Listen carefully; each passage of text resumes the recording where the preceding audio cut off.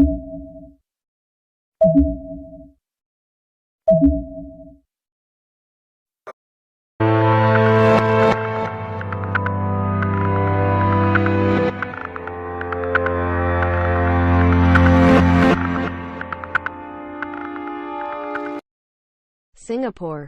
Singapura merupakan salah satu negara yang ada di kawasan Asia Pasifik, yang juga merupakan negara di kawasan Asia Tenggara. Singapura, atau lebih tepatnya Republik Singapura, memiliki ibu kota yang bernama Singapura. Bentuk negara Singapura ialah republik parlementer, yang dimana kepala negaranya ialah seorang presiden. Namun, untuk kepala pemerintahannya ialah seorang Perdana Menteri. Presiden Singapura saat ini ialah Halimah Yacob. Halimah merupakan presiden wanita pertama di Singapura. Ia memenangkan pemilu tahun 2017 dan secara resmi dinyatakan sebagai presiden pada tanggal 13 September 2017. Perdana Menteri Singapura saat ini ialah Lee Hsien Loong. Menurut legenda, negara ini bernama Singapura karena pada abad ke-14, Sang Nila Utama yang merupakan seorang pangeran dari Palembang mendapat suatu penglihatan. Di dalam penglihatannya, ia melihat seekor hewan misterius. Hewan tersebut ditenggarai sebagai seekor singa. Menganggap hal tersebut merupakan suatu simbol keberuntungan, Sang Nila Utama akhirnya mendirikan sebuah kota di tanah tersebut. Berdasarkan penglihatannya, kota tersebut diberi nama Singapura, yang dimana Singapura merupakan bahasa Sanskerta. Singapura merupakan penggabungan dari dua kata, yaitu Simha dan Pura. Simha yang berarti singa dan Pura yang berarti kota. Kota tersebut lama-kelamaan menjadi sebuah negara. Seiring waktu kemudian, berdirilah kerajaan di pulau tersebut. Singapura kemudian dipimpin oleh 5 raja sekaligus oleh Kerajaan Singapura kuno. Dengan kepemimpinan yang baik dari raja tersebut, Singapura menjadi pusat pelayaran dan perdagangan yang tak pernah sepi pengunjung. Bahkan, kapal dari berbagai negara singgah di sini, seperti Tiongkok, Portugis, Arab, Bugis, dan Inggris. Sejak itulah Singapura mulai terdengar namanya dan dikenal oleh dunia. Setelah masa kerajaan berakhir, Singapura memasuki masa modern di abad yang ke-19. Singapura semakin berkembang karena politik, perdagangan, dan pelayaran yang diusung oleh Sir Thomas Stamford Raffles. Raffles mendarat di Singapura pada 29 Januari 1819.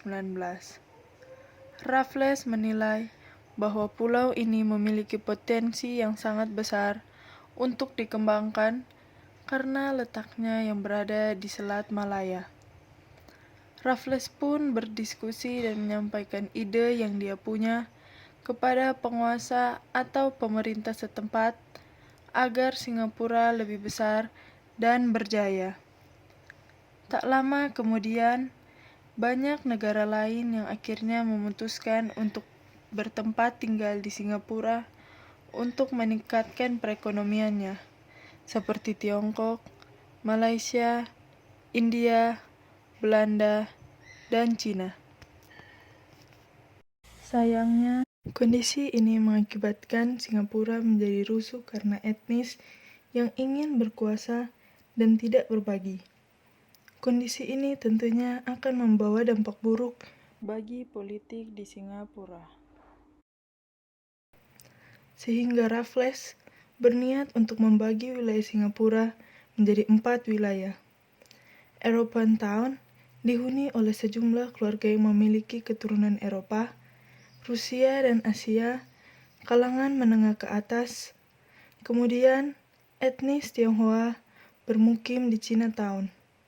Sedangkan untuk etnis India berada di Kampung Chulia, Dan yang terakhir, Kampung Glam untuk warga Muslim, Melayu, dan Arab. Pembagian ini dimaksudkan agar tidak terjadi perseteruan dan bersikap adil pada seluruh golongan masyarakat. Perkembangan Singapura semakin pesat dengan adanya jalur penghubung antara Johor dengan Singapura pada tahun 1924.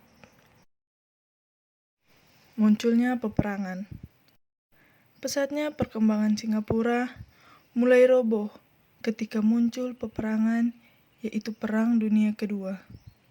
Ketika Jepang mulai menyerang Singapura di tanggal 8 Desember 1941, penjajahan dimulai dengan menyerang militer Inggris.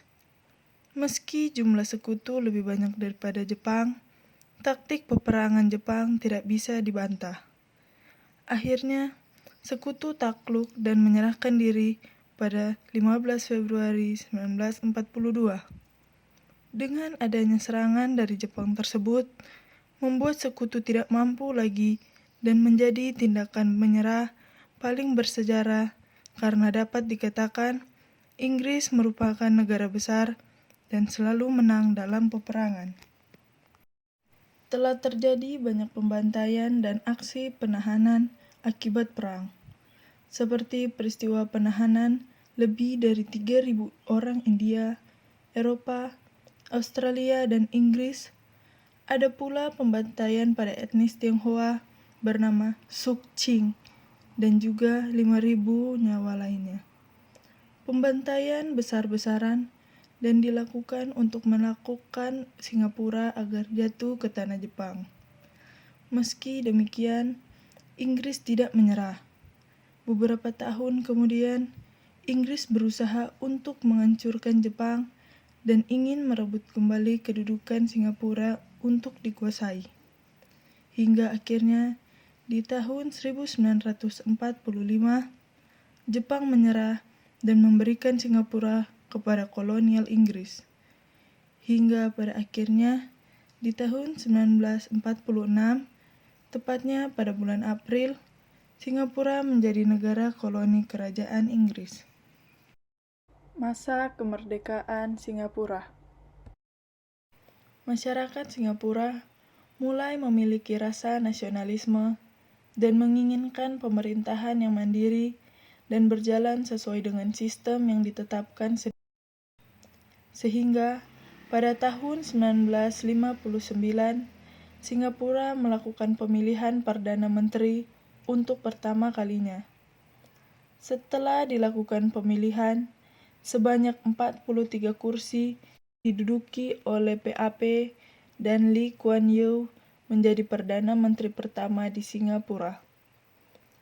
Terdapat pula inisiatif untuk menyatukan negara tetangga dengan maksud agar terjalin hubungan politik dan internasional yang lebih baik antar negara. Pada tahun 1963, Malaysia dibentuk dengan anggota Federasi Malaya, Singapura, Sabah, dan Sarawak. Pembentukan Malaysia ini ternyata banyak memberikan kerugian dan konfrontasi kepada beberapa negara.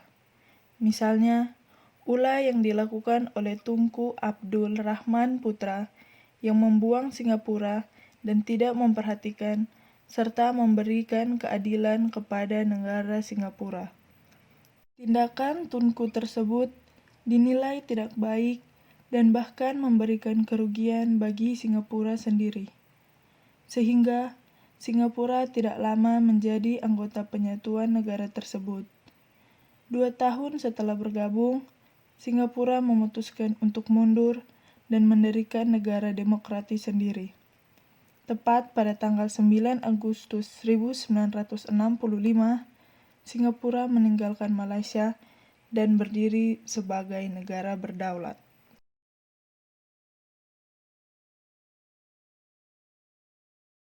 Setelah melalui berbagai peristiwa, negara yang memiliki luas sebesar 728 km persegi ini berkembang menjadi salah satu negara yang hebat. Walaupun negara Singapura memiliki luas daratan yang tergolong kecil, yang dimana saking kecilnya luas Singapura, seseorang bisa menjelajahi keseluruhan negara ini dengan naik mobil selama 1 jam saja. Namun, dapat dilihat bahwa Singapura merupakan negara kaya di benua Asia dan diperhitungkan oleh dunia. Sampai detik ini, negara Singapura dikenal sebagai negara yang kaya, yang dimana 5,6 juta penduduk di negara kepala singa ini memiliki pendapatan per kapita tertinggi. Bahkan, mereka dapat mengalahkan negara-negara maju sekelas Prancis, Jerman, dan juga Jepang di kawasan Asia. Meskipun dinobatkan menjadi salah satu negara terkaya yang mayoritas penduduknya berada di garis kemakmuran, ternyata negara Singapura minim atas kekayaan sumber daya alamnya. Selain luas daratannya yang memang jauh dari kata besar, Singapura juga tidak memiliki aset pertambangan, yang dimana menjadi alasan terbesar beberapa negara berkembang menjadi negara maju dengan perekonomian raksasa. Singapura tidak memiliki sumber mineral bumi, baik dalam bentuk emas, batu bara, apalagi minyak. Kebanyakan negara bisa menjadi berkembang dengan sangat pesat karena tertolong oleh sumber daya alam yang tidak bisa diperbarui, seperti minyak bumi. Uniknya, Singapura membuktikan diri sebagai negara maju, meskipun tidak memiliki aset mineral sama sekali. Menariknya lagi, luas Singapura sangat kecil, sehingga ditinjau dari hasil lahan seperti sektor pertanian tentu minim. Rupanya, terdapat beberapa faktor yang menjadikan negara kepala singa ini kemudian menjadi maju.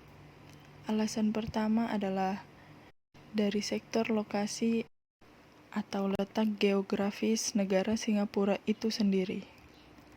Posisi geografis Singapura memberikan keuntungan yang maksimal. Rupanya, kelebihan ini sudah disadari dan diketahui oleh negara Inggris sejak zaman dahulu. Hal ini terbukti dari keputusan negara Inggris Raya tersebut menduduki Singapura yang luasnya tidak seberapa pada tahun 1819. Pulau Singapura atau negara Singapura ini berdiri di jalur yang menghubungkan perdagangan antara Asia dan Eropa. Letak geografis yang menguntungkan ini efektif menjadikan Singapura sebagai tempat terbaik untuk menjadi tempat transit. Karena akan ada banyak turis dari berbagai negara yang berkunjung atau mampir ke sini, sehingga kemajuan negaranya lebih terjamin. Negara-negara tersebut juga masih berada di jalur strategis yang dimiliki negara kecil ini. Namun, negara lain di sekitarnya tertinggal jauh dan masih dikenal sebagai negara berkembang. Tak hanya letak geografis yang memberi dukungan maksimal menjadikan Singapura sebagai negara maju dan kaya raya, akan tetapi juga terdapat bumbu rahasia lain yang menjadikannya dikenal seperti sekarang. Resep rahasia pertama bisa dilihat dari berdirinya hotel terbesar dan termewah di Singapura, yakni Raffles Hotel. Hotel ini menjadi salah satu jejak peninggalan yang ditinggalkan oleh kolonial Inggris yang berhasil masuk ke Singapura di abad ke-18. Singapura menjadi satu-satunya negara di kawasan Asia Tenggara yang tidak memutuskan untuk melepaskan kolonial. Berbeda dari negara lain yang menjadi jajahan kolonial, setelah mendapatkan hak kemerdekaan akan berusaha untuk lepas 100% dari tangan negara kolonial yang sempat mendudukinya. Kemudian, Singapura memiliki industri berbasis SDA yang maju. Inilah kunci Singapura untuk menjadi raksasa ekonomi di Asia Tenggara, bahkan dunia. Negara-negara ASEAN yang kaya bahan tambang mentah mengekspornya ke Singapura untuk diolah menjadi berbagai barang kebutuhan, sehingga Singapura dapat menjual barang hasil pelatan tersebut berkali-kali lipat dari sebelumnya. Selain itu, negara Singapura memiliki posisi strategis karena terletak di jalur silang pelayaran internasional. Tentu saja, ini menguntungkan untuk kegiatan perdagangan dan pariwisata. Faktanya, Singapura merupakan gerbang ekspor-impor negara-negara Eropa dan Amerika menuju Asia, ataupun sebaliknya. Memiliki SDA terbatas, Singapura memiliki potensi alam yang menguntungkan, yaitu 1. Singapura memiliki banyak waduk yang dapat dimanfaatkan untuk irigasi, cadangan air bersih, dan sumber energi. Kedua, Singapura memiliki letak strategis di jalur pelayaran internasional.